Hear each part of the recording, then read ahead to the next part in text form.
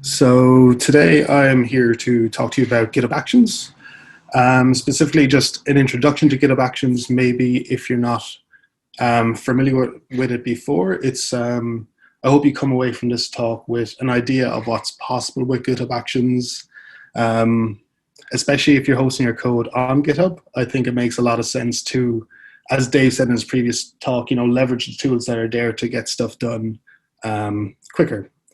So a bit about myself. I am a front-end dev at OVO, been here now for about 2.5 years.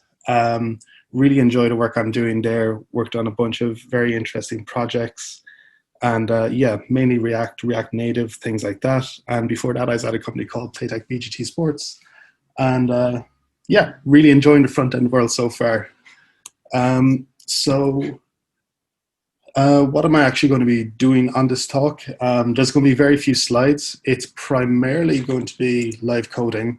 So what are we going to be doing? I'm going to be setting up a very simple workflow that we're going to unit test our code. We are going to build a PR specific environment. We'll be creating an S3 bucket that will host our PR code on that. And then we'll also be leveraging community GitHub Actions to then comment the URL of that S3 bucket on our PR. This is something we've done, or I guess this is something I've implemented on projects that I have worked at on OVO. And I find it's very useful, especially like if you want to share designs or something with your UX designer or your product manager or things like that. It's very useful because they don't have to then check out the code. You just point them to a PR and there's a link there already. They can check it out. They'll see exactly what's changed versus, let's say, your UAT test environment or something like that. So yeah, without further ado, I think it's probably best just to jump right in. Cool. So to get started, I've just set up a very simple create React app. And to get started with GitHub Actions within your repository, it's as simple as just having a .github directory. And inside that, then we're going to have our workflows file. So I've created one already. It's just PR open update and just some comments that I'm going to use later out of fear of just completely messing up URLs. So we're going to start off with a name. And we're just going to call it what the file's named, but you can call this whatever you want. And next, we're going to want to define when a workflow is going to run. So we're going to say that this is going to run on pull requests. And what's quite cool about GitHub Actions is that you can leverage events within like pull requests. So for example, here we're going to run pull requests when they are opened for the first time. We're going to run it when they are synchronized or when they're updated, and we're going to run when they are reopened. So let's say we close it, we tear down an environment, but we decide later to reopen it, then we're going to run it here as well. So yeah, you can really kind of, I guess, tweak exactly when you want to run these pipelines and things like that. So first we're going to define our first job. Workflows consist of jobs. You can have multiple jobs. You can set them up to be dependent on one another. So let's say you have a Terraform build or something like that. You have unit tests first. So you only want to run Terraform if your unit test pass or something like that. Yeah, you can set jobs up to be dependent. So we're just going to create our first one now. PR open update. And now we're going to set up just some environmental variables that we need for our AWS CLI later on. AWS access key ID.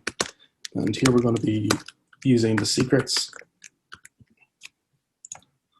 dot access key ID. And we'll also be grabbing our secret key. Secret access key. It's secret underscore access. Cool. And just to let you know exactly where these are, so if we go to our repository and then we go into settings, to add secrets, it's really just a simple settings, and we have our secrets defined in here then. Once you have them defined in here, we have access to them within our workflow, and you can just work away with them as you need. So we're also just going to define our default region for the AWS CLI later. US1. And finally, we just need to use our GitHub token because one of the community actions that we'll be leveraging later will require this.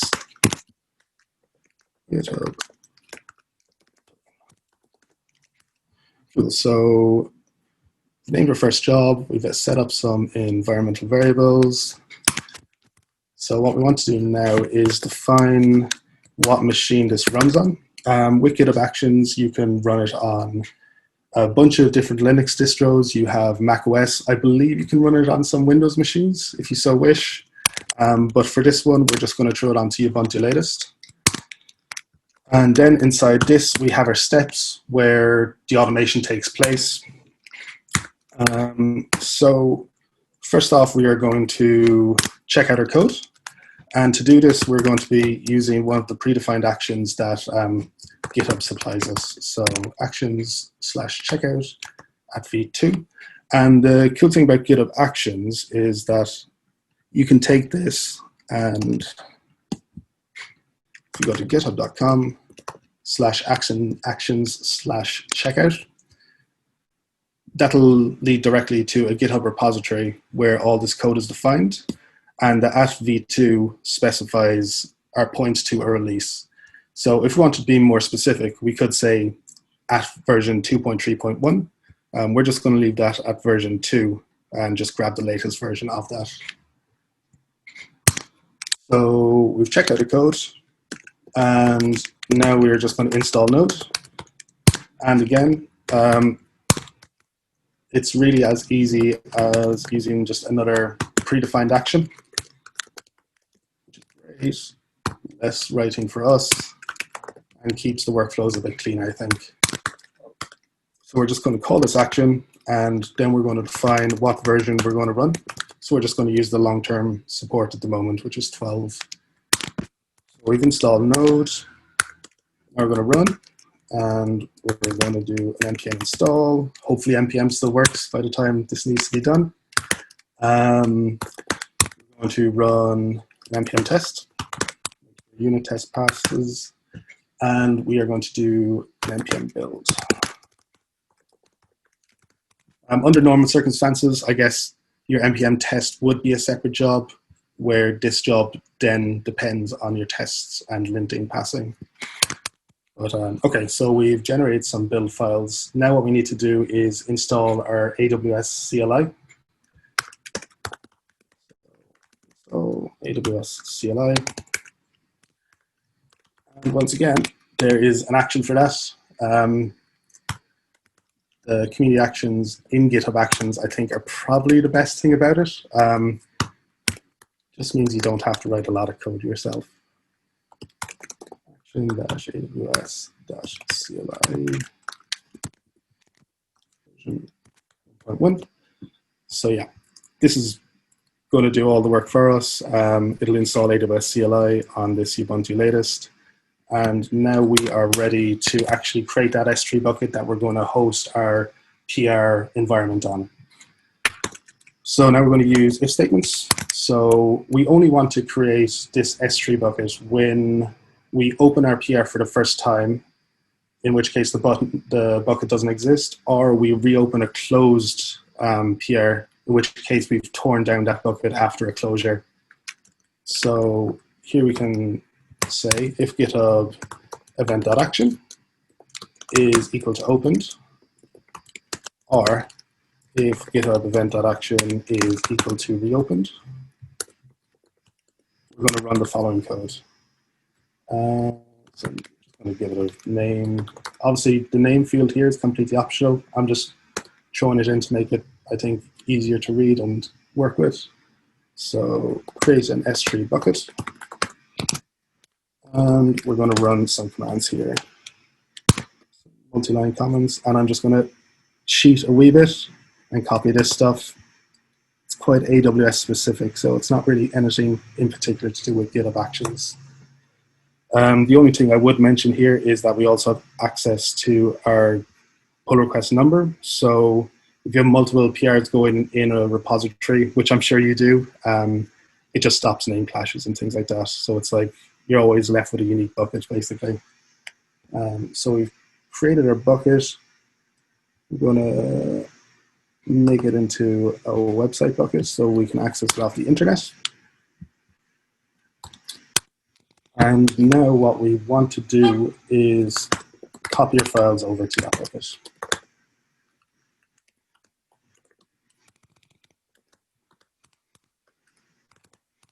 I'm just going to jump up here, copy this bit of code. So yeah, copying all our build files over to the bucket that we've created above here as part of our opened, and just set it to public read so we can actually access it. Okay, so let's recap now. We've installed Node, or we've checked out the code, installed Node, installed our AWS CLI. We've created a bucket when we opened this PR for the first time. We've copied our files to S3, and now what we want to do is comment on our PR. So events.action. We're just going to say we only want to run this if my E key works. Only not opened. So name, comment S3 URL on PR.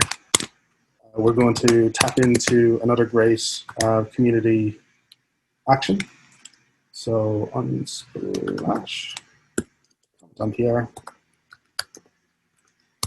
And here we're going to reference a branch as opposed to a release, which you can do if you want. Generally, it's better to point to an actual release, but if you want, you can point to a branch, and I believe you can even point to a checksum if you so wish. And here we have with, and we're just going to provide the message that will send back our post on our PR.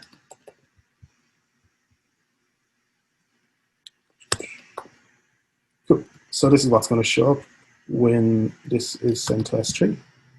Cool. So fingers crossed there's no syntax errors. So I'm going to commit this to a repository. Push that up. Awesome stuff. So we've added that workflow to our repository now. What we need to do is we're going to create a new branch. And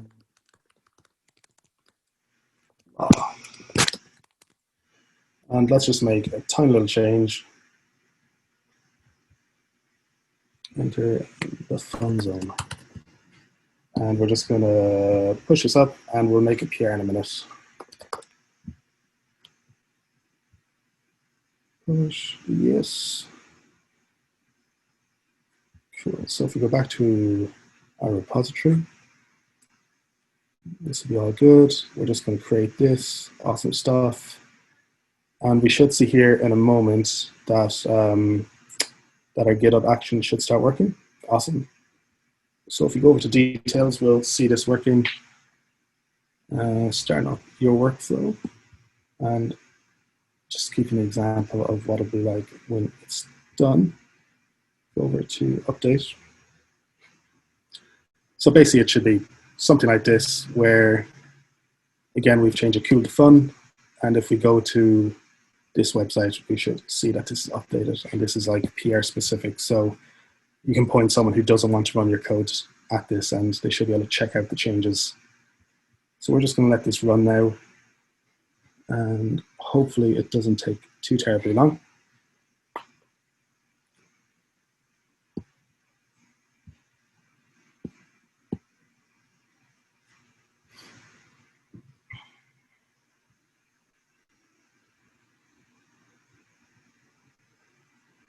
Yeah, this stuff is actually surprisingly similar, I think, to what Dave covered. Just having those like PR specific environments and things like that. Um, Obviously, you do need to set up your own infrastructure and stuff in this case, so it's not quite out of the box. But yeah, I think it's. I mean, we've set up now all this stuff in less than 20 minutes, so it shows kind of how easy it is to get set up and I think how functional it is. So just install the AWS CLI.